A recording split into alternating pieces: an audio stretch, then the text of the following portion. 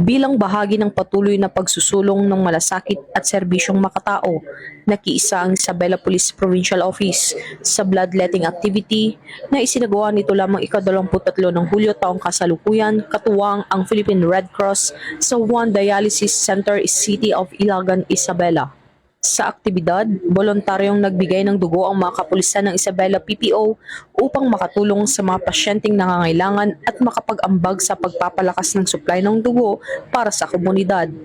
Ayon kay Police Colonel Manuel B. Bringas, Provincial Director ng Isabela PPO, ang aktibidad ay sumasalamin sa tunay na diwa ng paglilingkod ng bawat pulis. Ang pag-aalay ng dugo ay isang simpleng sakripisyo na maaaring makaligtas ng buhay. Hinihikayat ang ating kapulisan na patuloy na makiisa sa mga gawaing makatao at maging huwaran ng malasakit sa ating komunidad sa pamamagitan ng pagkakaisa at pakikipagtulungan ng ating mga partner agencies. Mas mapapalawak natin ang serbisyong may puso para sa bawat mamamayan.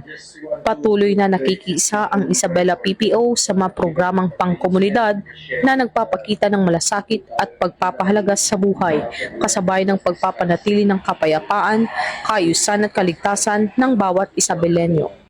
Ito po si Patrolwoman Maria Señora Jimenez Agbuya mula sa Isabela Police Provincial Office. Nag-uulat, bagong PNP para sa bagong Pilipinas, serbisyong mabilis, tapat at nararamdaman.